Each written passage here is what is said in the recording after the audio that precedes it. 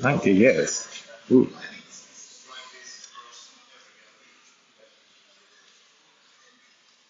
Neville Chamberlain. Hold on. Which one is it? I think this is the Neville Chamberlain.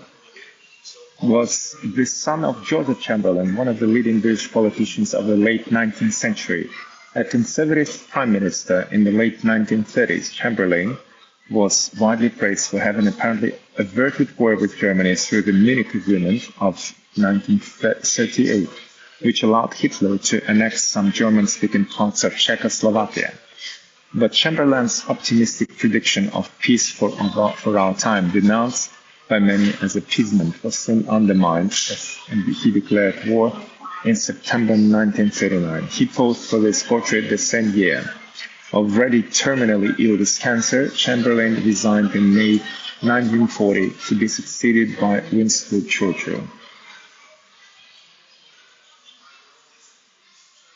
Okay, he only lived for 71 years. Not bad. Hmm? See you, Gloria. Oh, who's this? Yes. See.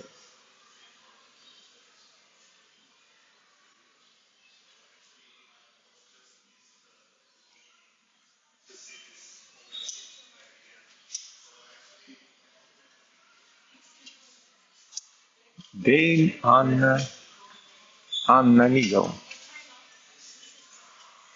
1904 to 1986. Film and theatre star Anna Nigel was one of the most popular British actors of the 1930s, 40s and 50s. Working in the UK and Hollywood, she played various historic characters including Nell Gwyn, Queen Victoria and Florence Nightingale. Nigel's favorite role was said to have been Ordered Hallows, a special operations executive active in the Second World War. The American artist McLaren Barkley was known for his film poster artwork. This portrait featured in the Hollywood film No No Nanette, in which Nigel's character poses for an admiring artist.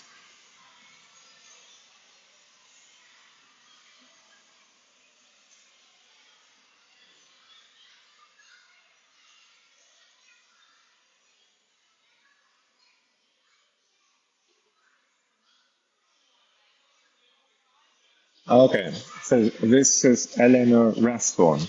She was one of the only female students at Oxford University in the 1890s, but was not allowed to graduate. Bevan first graduated from Oxford only in 1929. That's not so long ago. That's crazy, no? She campaigned for equal voting rights for women and became an independent MP in 1929. Did know.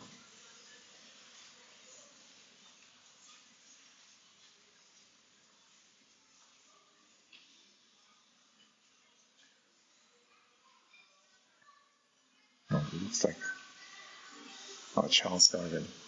Almost looks like Leo Tolstoy.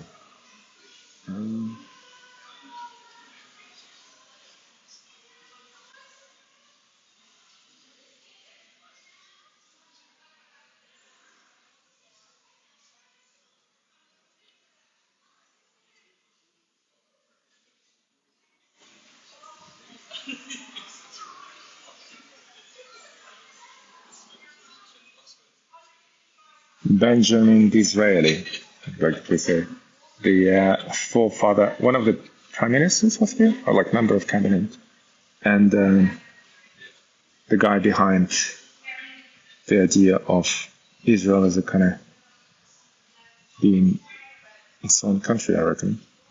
Benjamin Disraeli led the Conservative Party during the years marked by intense rivalry with Liberal leader William Gladstone. Disraeli extended voting rights to working men and introduced public health standards. He eagerly promoted imperial policies.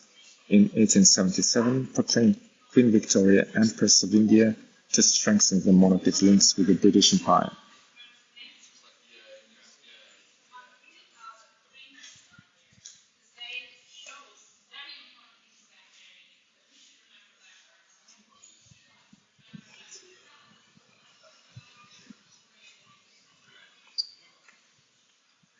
Hannah, hey, who's this guy?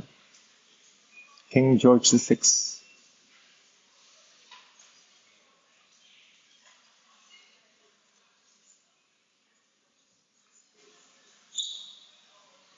As the second son of King George V, Prince Albert had never expected to become king. However, his life changed course when, in 1936, his elder brother, King Edward VIII, abdicated the throne.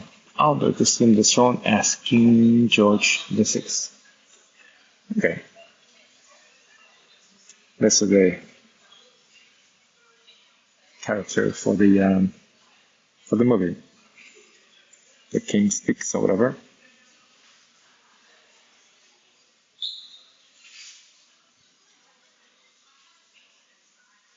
Mm-hmm.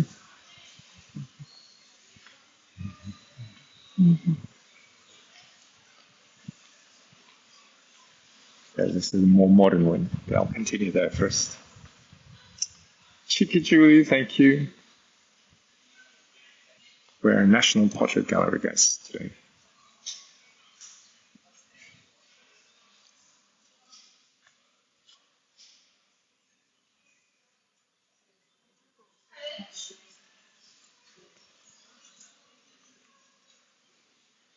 Oh, that's him as well, King George VI.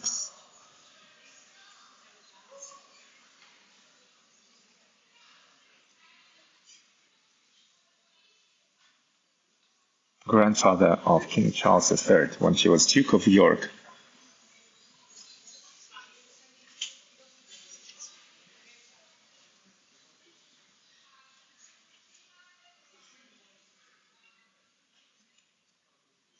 Radcliffe Hall.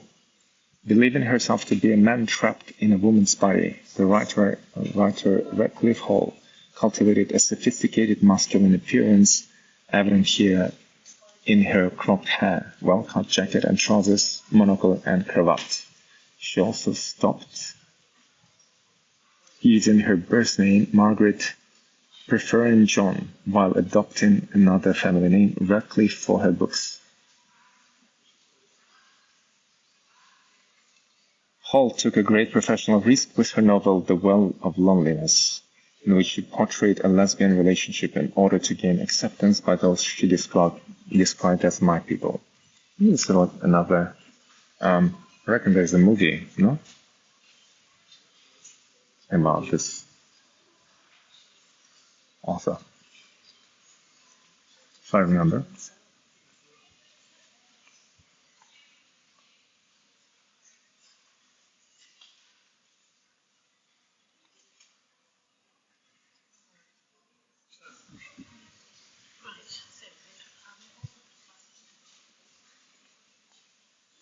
Sir Winston Churchill.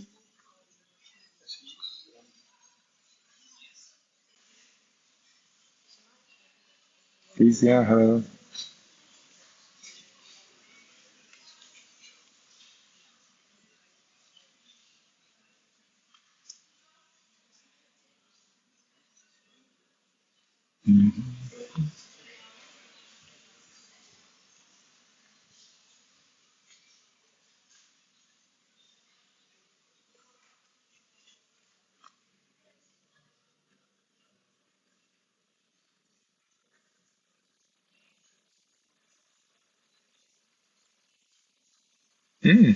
Interesting. Guess who's this guy is?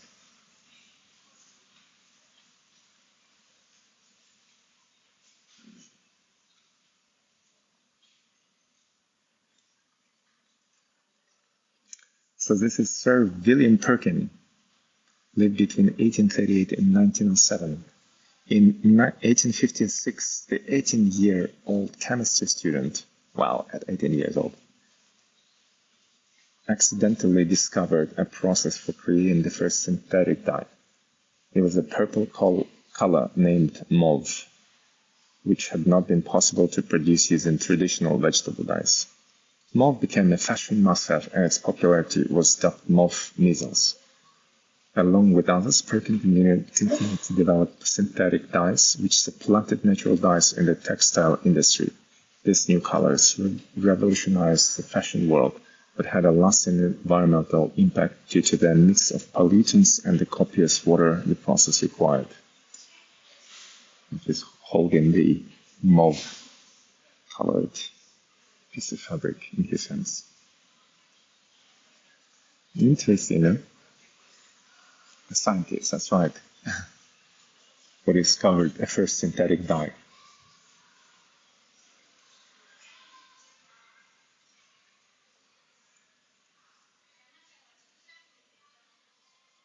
This is the first pilot to accomplish a transatlantic non-stop flight.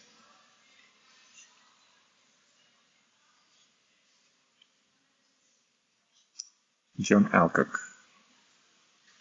In June 1919, Alcock and navigator Arthur Wheaton Brown made the first non-stop flight across the Atlantic in a converted Vickers Vimy Bomber biplane, which took 16 hours and 27 minutes. That's a long time to spend in a small plane. They received the prize of £10,000 from the Daily Mail, and this portrait was made in a celebration. Alcock, died in a flying accident later that same year. So he died 27 years of age.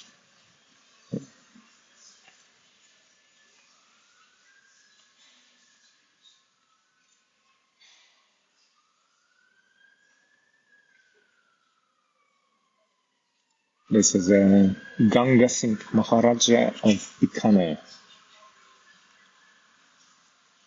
the first Indian person to become a British Army general.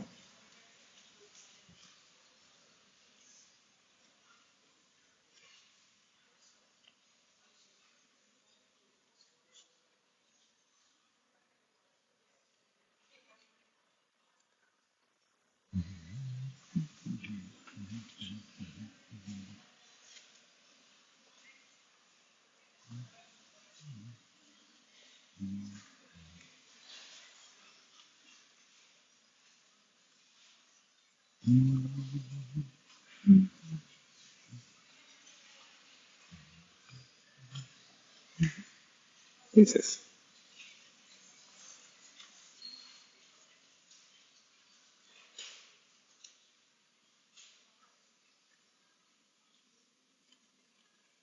So that statue there is a statue of the best English lineman, Baron Albert Ball, model of the life-size public monument erected in Nottingham to commemorate local war hero Albert Ball, whose firm pulse conveys strength. The First World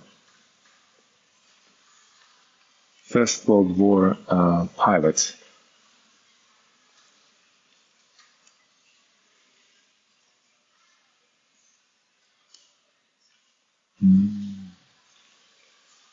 Okay, so this is the First World War room. Yeah.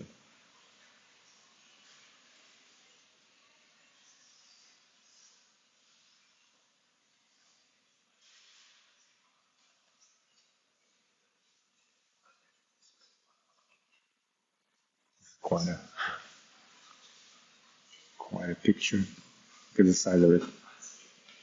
I have to walk backwards.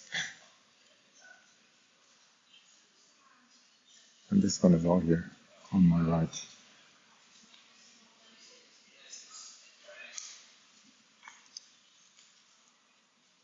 General officers of World War I.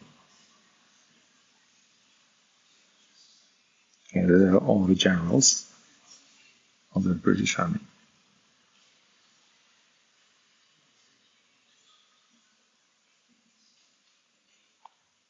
Let's see what this one is about. A cabinet saying or something like that, no? Statesmen of World War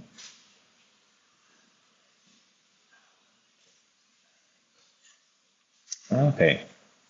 This is the Maharaja of Bikaner we saw in the previous room. the only Indian signatory for the 1919 Treaty of Versailles.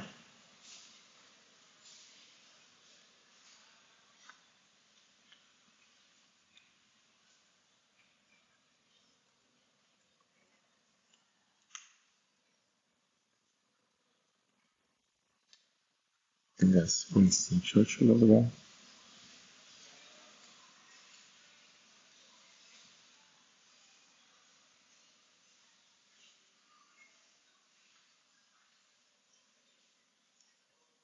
Cheers, Yuki. Thank you.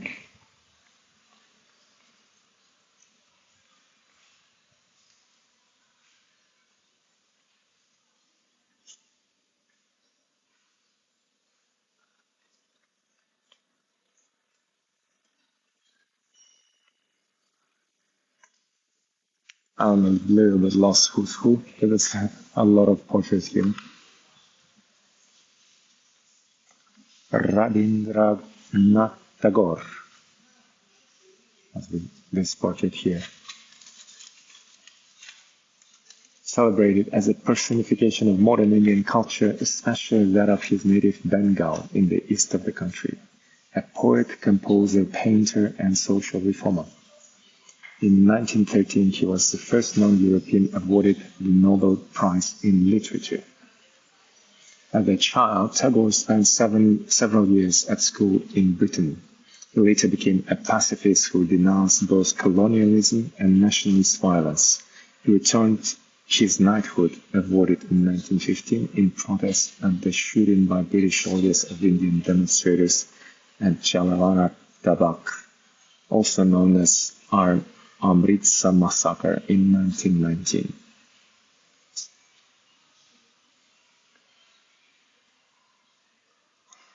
This is Bertrand Russell.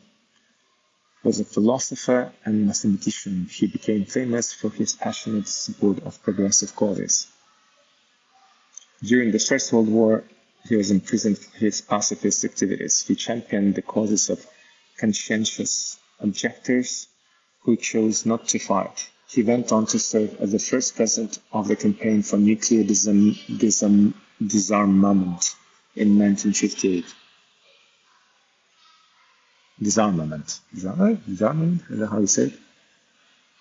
Disarmament.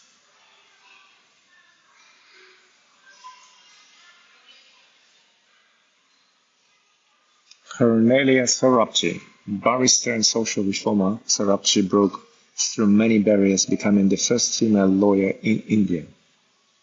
In 1887, she was the Bombay University's first female graduate. In 1892, a group of supporters, including Florence Nightingale, enabled her to become the first woman to study law at Oxford University, but rules against women obtaining degrees meant that she could not officially graduate until 1922.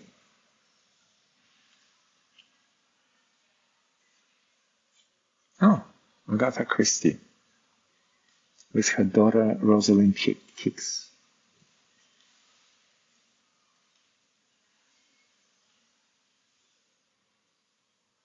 One of the best-selling novelists of all time, Christie's detective novels include Murder on the Orient Express and Death on the Nile.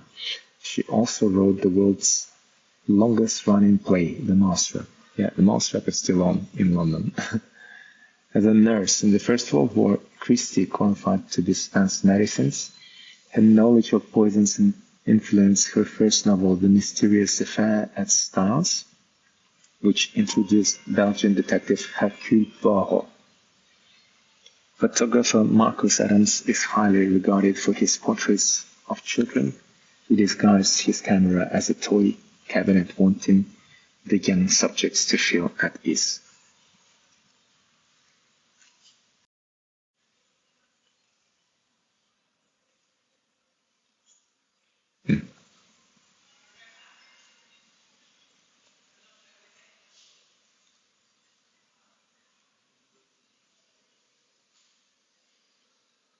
Oh, that's Charlie Chaplin.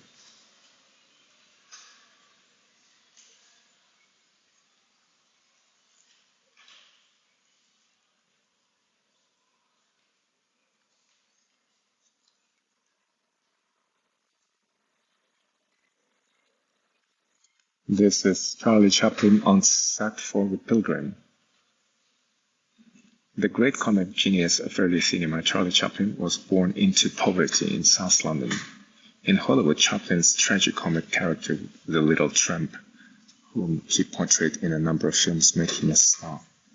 Here he is shown on the set of the silent film The Pilgrim, 1923, in which he played an escaped convict from masquerades as a priest.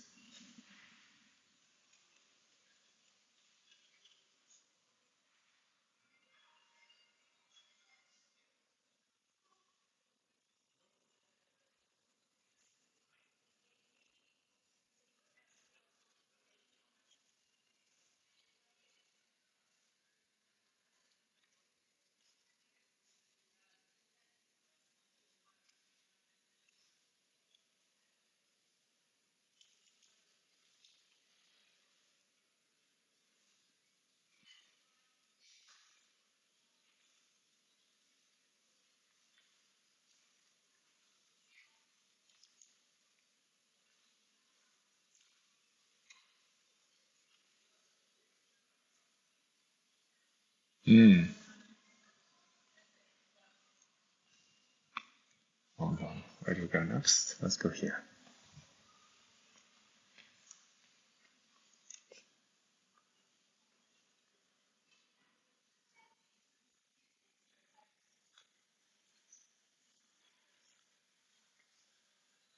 Yeah, interesting.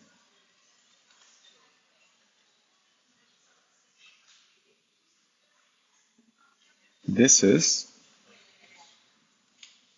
Dame Maud McCarthy, a matron-in-chief of the British Expeditionary Forces. McCarthy, Chris, thank you, commanded a vast network of 6,000 nurses stretching from the English Channel to the Mediterranean. Born in Sydney, Australia, McCarthy trained as a nurse in London. She was on the first troop ship to leave England to France in 1914, where she remained for the rest of the war.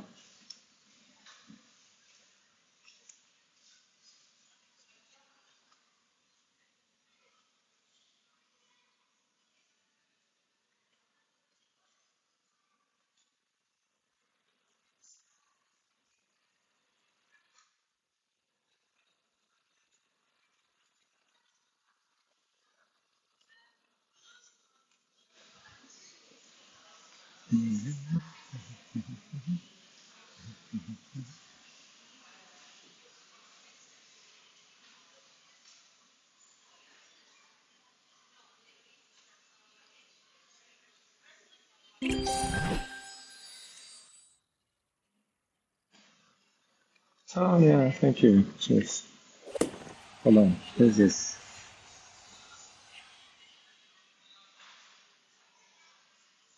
some sketchbooks. Lucien Freud. But I don't, it's not Sigmund Freud. It's someone else. Lucien Freud.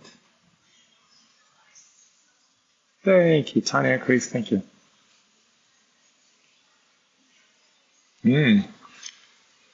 Was one of, died in this century, oh my god. Also like almost 90 years. Was one of Britain's greatest portrait artists. This film reveals his work in practice and dedication to portraiture. Lucien Freud. Tanya, thank you. Chris, thank you.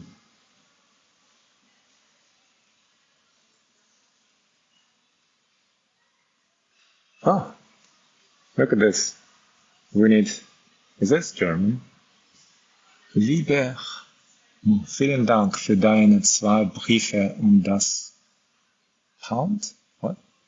Den ersten nicht geantwortet, weil wirklich nichts zu sagen war, außer dass du ein unglaublich guter Detektiv bist, aber ich lange noch kein Kriminal. Ich agree, das ist falsch. War. Überhaupt wieder ins Haus zu gehen und bin sehr sorry über, I think it's like Deutsch, über alle Peaches.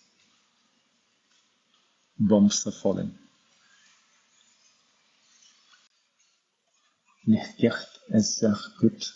Es wird ihr gerade wieder. What? Okay, I'll take a picture of this and you guys can, some of you who speak German can translate it for us.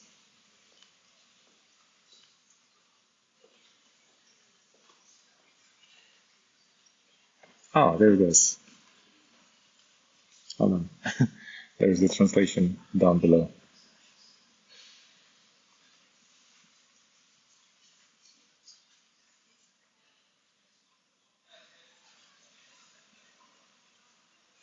Oh, this must be. Oh, look at this. There's like children. I think his could be like his children's sketches of it. Yeah. Okay. Becoming an artist. That's pretty cool, no? They you have Dutch accent. Lucian Freud was born in Berlin on 8th of December 1922, the middle child of Ernst and Lucy. His grandfather was Sigmund Freud. Ah, okay, so there is a connection. When the Nazis came to power in Germany in 1933, the family, who were non-practicing Jews, emigrated to the UK. Lucian and his two brothers attended Dartington Hall, a progressive boarding school in Devon, with lessons largely optional. He spent most of his time with the animals on the school farm. Freud drew obsessively from adolescence and said of his time that he would make 200 drawings to every painting. He attended Bryanston School in Dorset, where he carved a three-legged horse, which gained him entry to the Central School of Arts and Crafts in London, where he studied briefly. In spring of 1939, aged 16, he joined the East Anglican School of Painting and Drawing, which was run by Cedric Morris, and Arthur Lett Haynes. They encouraged the students to explore their potential. There's him on the right. On holidays in Hiddensee, Germany, 1928. It's interesting now, like, to see how people progressed from childhood paintings into proper portraits.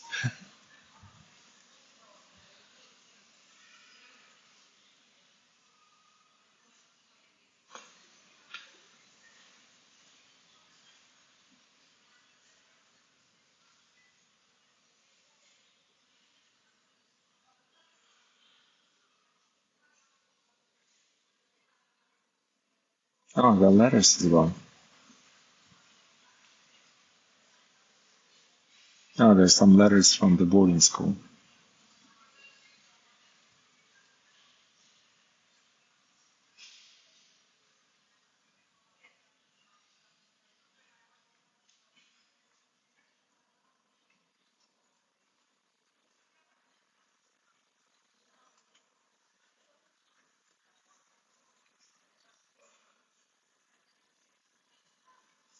Danke für wunderschönes scarf. Socks. Oh, now it's all mostly in English, you can see.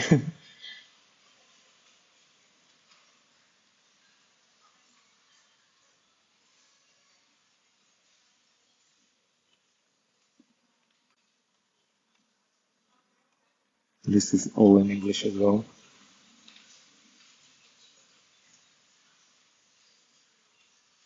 A letter to his grandparents.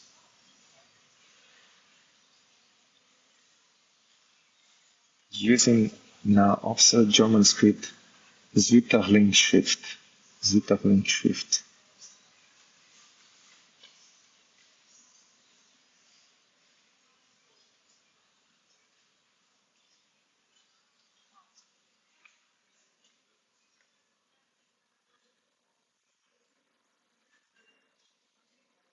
Drawing was a crucial practice for Freud, and his sketchbooks reflect the ebb and flow of his drawing activity throughout his life. Well worn, the sketchbooks vary greatly in scale. Freud used them at random, sometimes returning to a sketchbook in which he had worked many years before.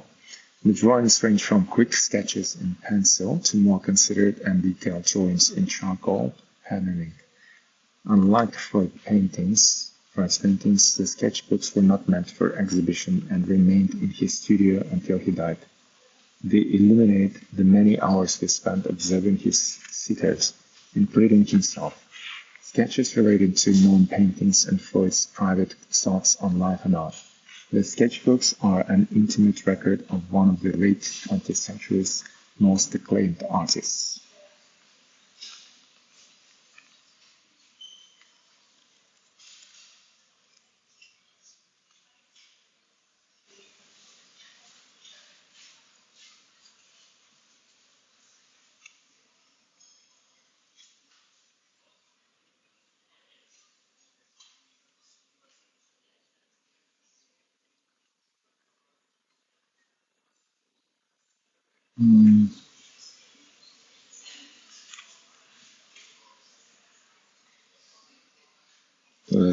Sketchbooks.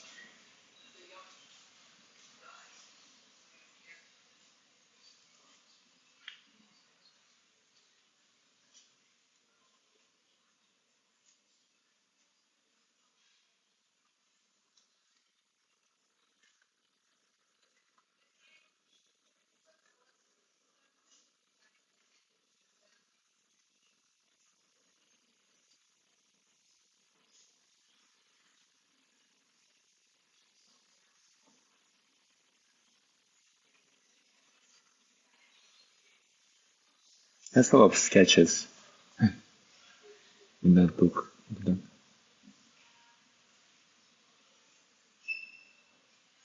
Sayaka Fukuda, book conservator.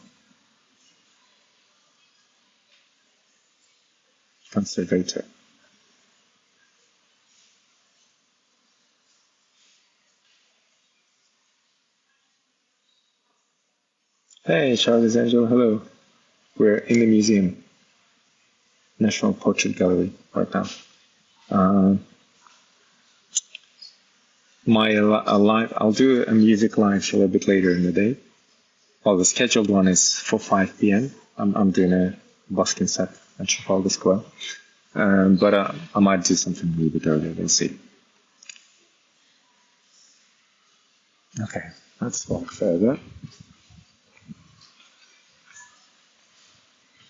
Oh, Duck Wing, Queen Elizabeth in her younger years.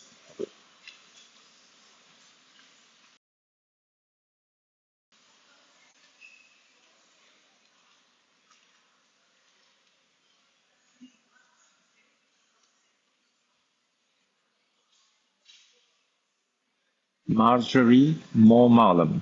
Moore-Marlam served as Secretary of State for Northern Ireland from 1997 to 1999. She played an essential role in orchestrating the Good Friday Agreement, signed on 10th of April 1998, which ended the period of violent conflict in the region known as the Troubles. Tony Blair, the Labour Prime Minister in whose cabinet she served, said she possessed one of the shrewdest political minds I ever encountered.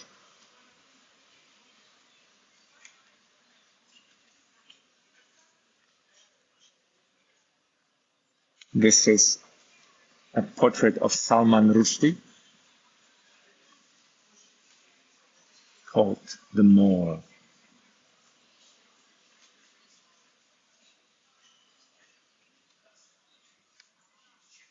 Indian-born Rushdie came to the UK as a teenager. Much of Rushdie's work is set in Indian subcontinent and combines magical realism and historical fiction. His second novel, Midnight's Children, 1981, won the Booker Prize and has been deemed to be the best ever winner. Have you guys read any of his works? I don't think I've read it. Might be a good one actually to read. In 1989, Ayatollah Khomeini, leader of Iran, issued a fatwa, an Islamic legal ruling condemning Rushdie to death for allegedly committing blasphemy with his novel The Satanic Verses. Rushdie lived in hiding for many years and narrowly survived a violent attack on stage in the US in 2022.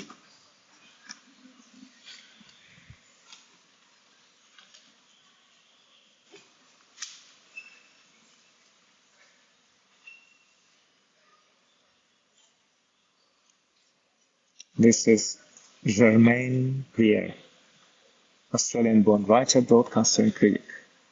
Came to the UK in 1964 to study at Cambridge University. Her book, The Female Eunuch, was one of the defining feminist texts of the period. She has since published very widely, including books on women's literature and art. Greer's radical views have attracted controversy throughout her career.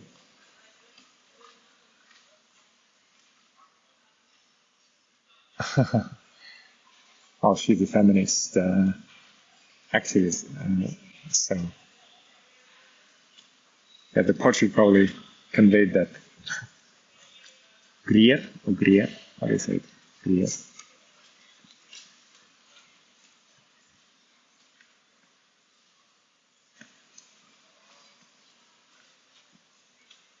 Paul Smith, the fashion designer. Yeah, let's do this one. Jan Morris.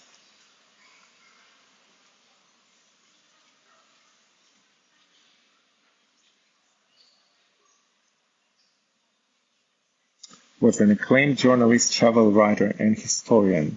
In 1974, she wrote a landmark memoir, Conundrum, which chronicled her experiences as a transgender woman.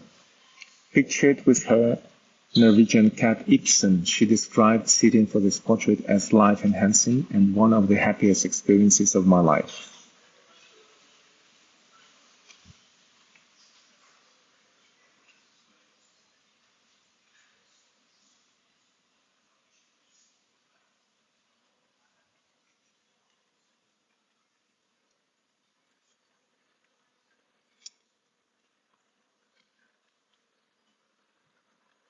Paul Smith is a British fashion designer known for his fine tailoring and for redefining the staples of classic British style. Sitting astride a chair in a checked suit, he is shown here with a bolt of Chinese silk used in one of his women's wear collections. After opening his first shop in Nottingham in 1970, Smith expanded into London's Covent Garden in 1979. The first product he ever sold was a Union Jack handkerchief, and his designs remain eye-catching for their playful use of color and pattern.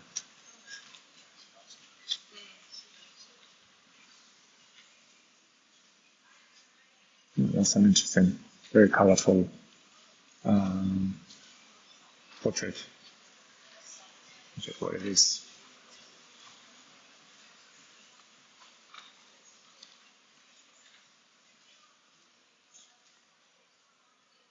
Is it Sting? Could be Sting, no?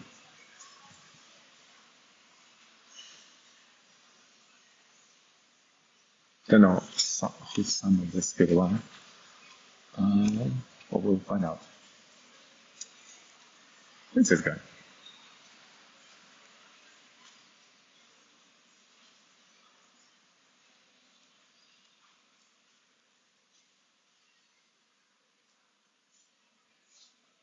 Tim Berners-Lee. Tim Berners-Lee. They have this huge screen. So we went up that escalator. And the gallery just reopened like, I think less than a year ago. They were going under a huge renovation. So it's just reopened, like literally. And very popular. Okay, so this is Dame Darcy Bussell. In 1989, the ballerina became the youngest ever principal dancer at the Royal Ballet in Covent Garden.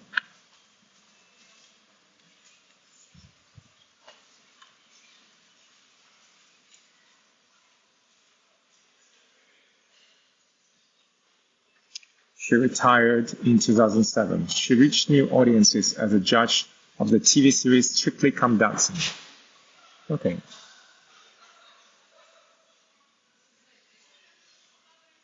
Sheridan, hey. So you guys may know her from Strictly Come Dancing. Maybe not from her ballerina, yes.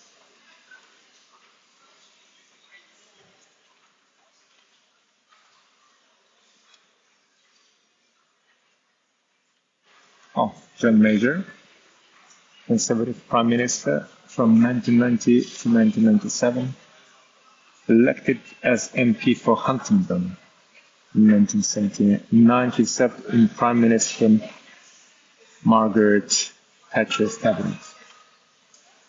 As Prime Minister, he replaced the controversial flat rate poll tax with a council tax, committed British troops to the Gulf War of 1990 to 1991, founded the National Lottery, and initiated the Northern Ireland peace process. Labour's landslide victory in 1997 general election ended his time in the office.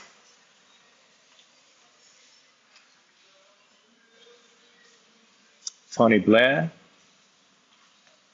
the British Prime Minister for 3 terms from 1997 and Labour's longest-serving Prime Minister. He set out to modernize the party as New Labour, implemented the Human Rights Act, devolved government for Scotland and Wales, and passed through the Good Friday Agreement in Northern Ireland. His commitment to send British troops to participate in American invasions of Afghanistan and Iraq faced strong public opposition. And Tony Blair and Bill Morris, Baron of Morris and Handworth. Born in Jamaica, Bill Morris was the first black leader of a major trade union in Britain, serving as General Secretary of Transport and General Workers Union between 1992 and 2003.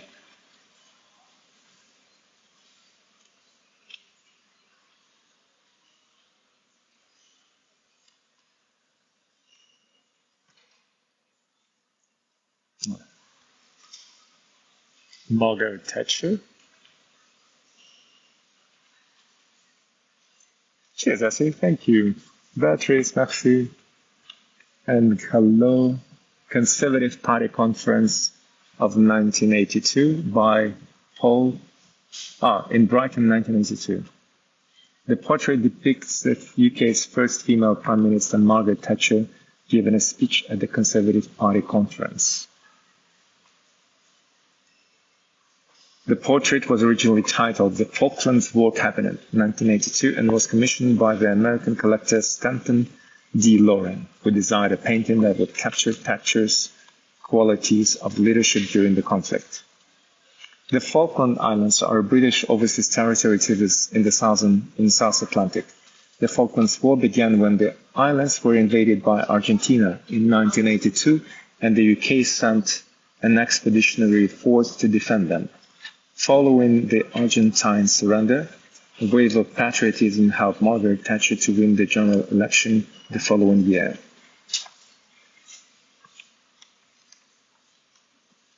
Well, there's a lot of politicians, I think.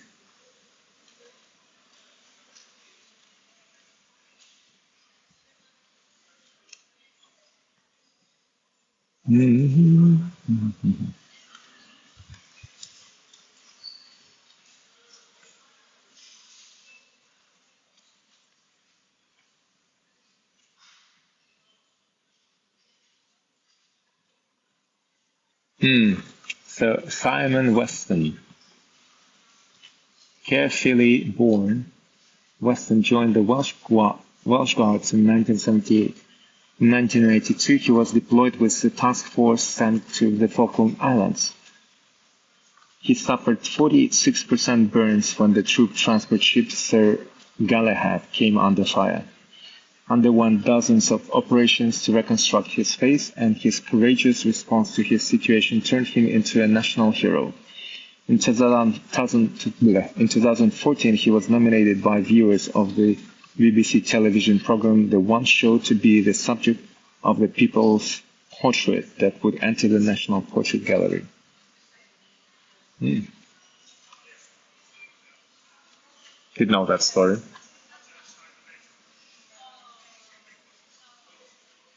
Margaret Thatcher, the lady's not for turning her realm Ladies not fraternity.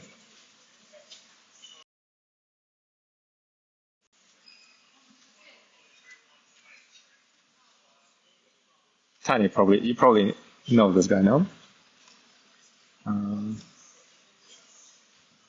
What is this? Installations, some video installations.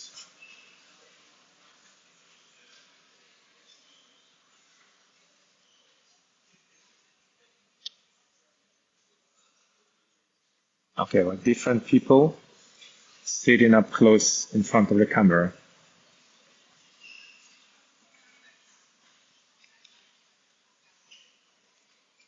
Central figure, British pop art. Okay, this is more kind of modern, the last century of the photography. Cheers.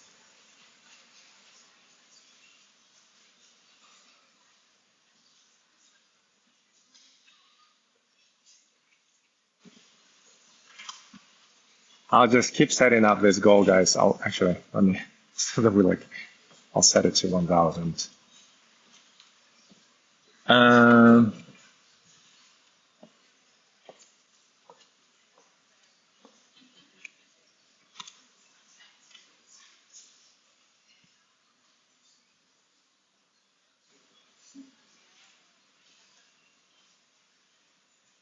Some sportsmen.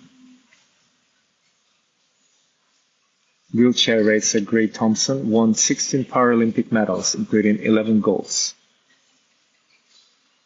This is pop music 1950s to 1990. Yeah. Huh? I don't know some of these guys, but you guys might recognize them. They probably, hold on, where is it? Let me check. There might be a, oh yeah, here it comes. Okay. Number 1, Dame Shirley Bassey, Cardiff-born singer, one of the most successful British singers of all time. Best known for the themes to 3 James Bond films, including Goldfinger, 1964, and for her supremely glamorous image. Number 2, Sir Cliff Richards, a pioneer of British rock and roll in the 1950s. In 2020, he became the first artist to reach the top 5 in the UK album charts in 8 consecutive decades. Number 3, the Beverly Sisters. Babs, Joy, and Teddy Beverly were one of Britain's most popular vocal groups of the 1950s and 60s, performing in close 3-part harmonies. The group consisted of 3 siblings from London. Number 4. No worries. Number 4, The Who.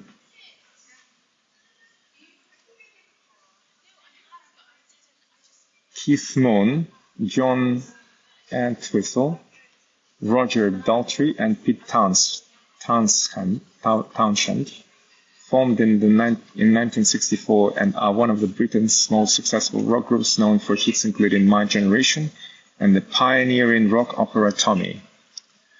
Number 5, Millicent Small. Oh, she died in 2020. Oh, that's not 54, no, 74 years.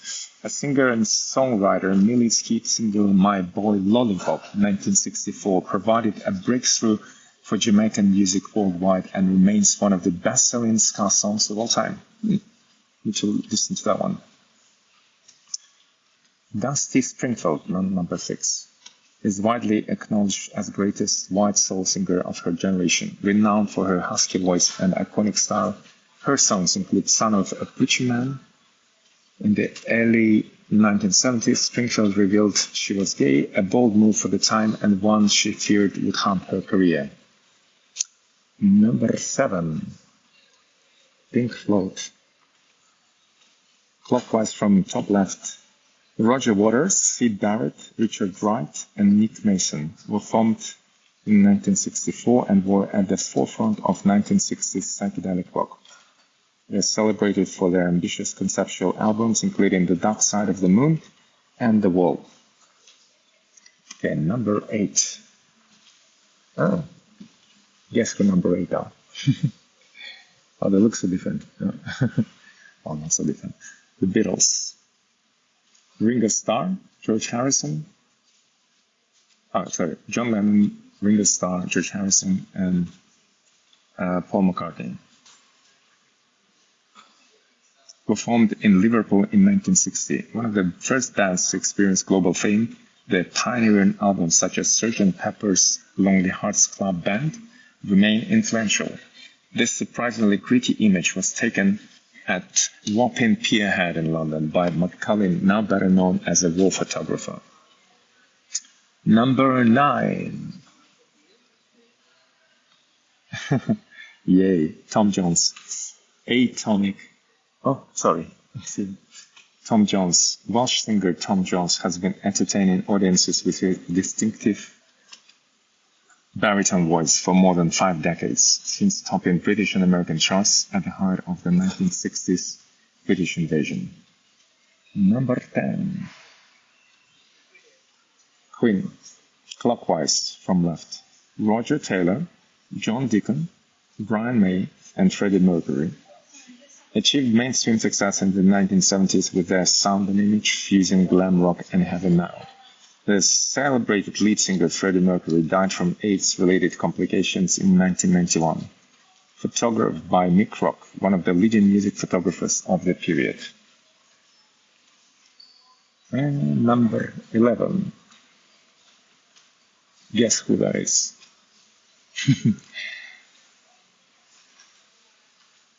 Okay, number 11 is David Bowie.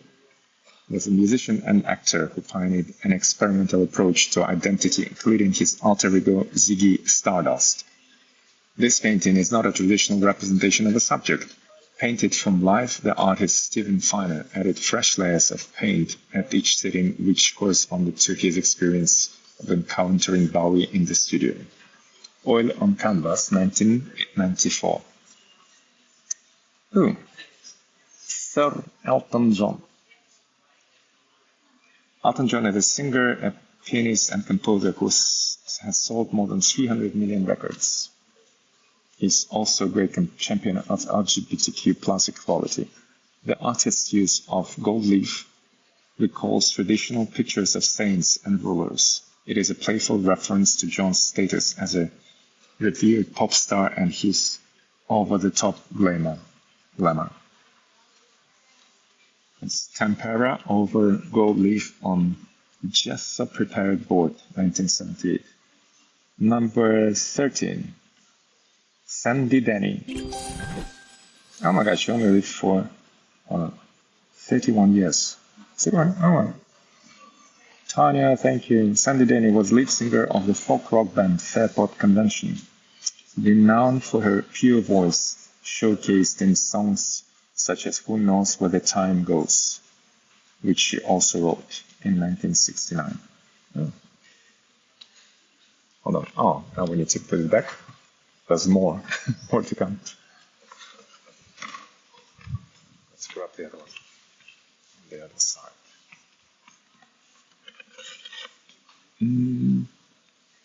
Number 14. Let's see. Where's number 14? Oh, there it is. Thank you. Number 14 is Sir Mick Jagger. He's lead singer and one of the founding members of the Rolling Stones, one of the most successful and enduring bands of all time. Andy Warhol, the American pioneer of pop art, was fascinated by fame. He made a portfolio of 10 screen prints representing Jagger, his image combined with blocks of color and drawn elements. Polystyrene, number 15.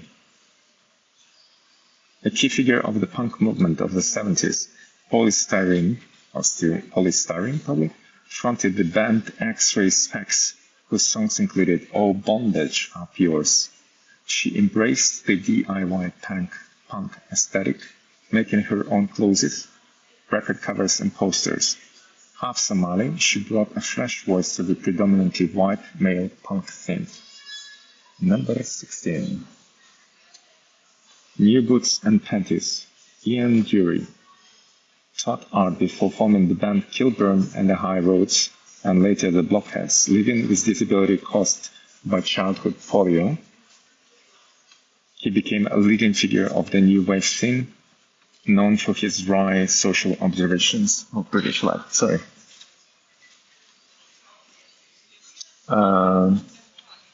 Let's see. Number 16, New Boots and Panties.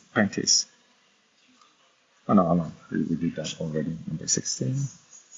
Number 17, Sex Pistols.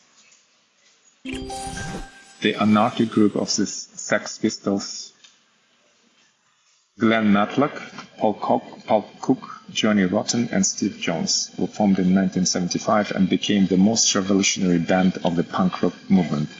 Managed by Malcolm McLaren, they courted notoriety with their excessive behavior and outrageous songs such as God Save the Queen.